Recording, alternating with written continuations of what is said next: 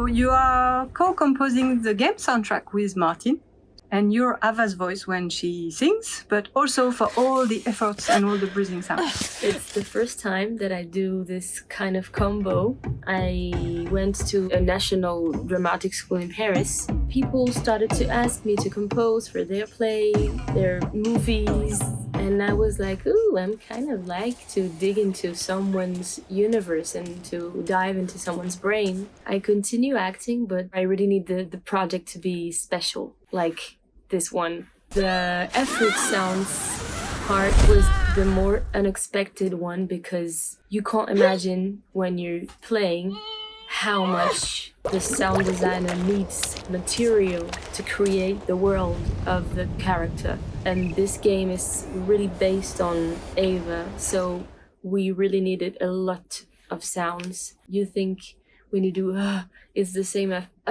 but it's not. Yeah! I had to do 2 or 3 hours of fractionated sports in the studio. It was awesome. And the music is super interesting because I'm more used to do classical structures. I see it like this. You have to dive into the game. The music comes from the game, from the images, from the situation. Basically what I do is I improvise for between half an hour and 2 hours of music, searching a lot. First time I brought my loop station. This is kind of my best friend because it's a continuous flow. It comes with an idea that I can just, without stopping. The editing part comes after, and that's the part that I don't like. So I thought, okay, maybe I'll try to do my thing in front of someone else who was Martin that I didn't know, and I was intimidated because I know his work and all. But it happens that it was super soft and super two weird people in the studio trying things without talking. It was so cool. We kind of inspired each other like this. I brought the loop station and I brought my violin and the voice. After I brought a trombone and a wave drum. It's like a magic box and you have a bunch of sounds in it. So it's like a playground, and then it starts and you go with the flow. And then Martin's here and he listens and we choose together which part is the best or interesting one. Then I work at my place, then he works, then we mix our works.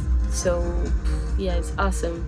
At the beginning I was like, okay, maybe I'm totally out of the way of doing soundtrack. It happens that I was totally out of the pattern, but I was inspiring him and he was inspiring me, channeling the idea.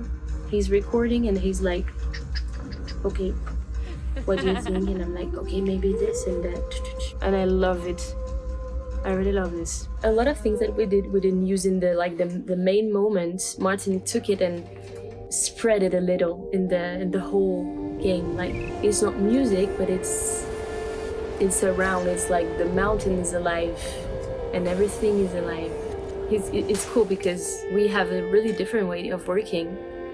I'm like, and he's super calm, and so it really completes the two energies. This is the surprise of this experience.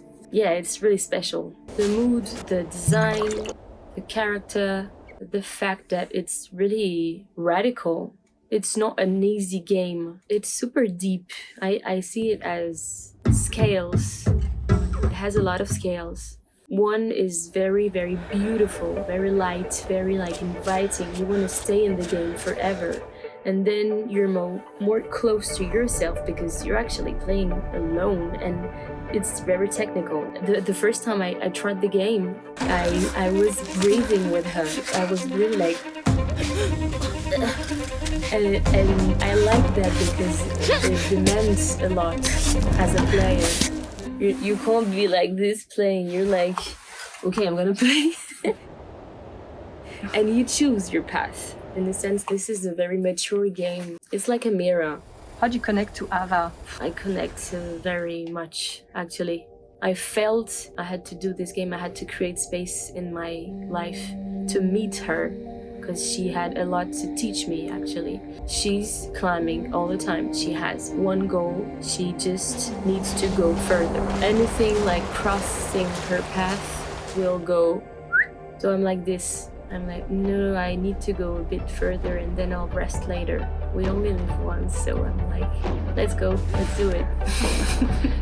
Are you ready for Camille?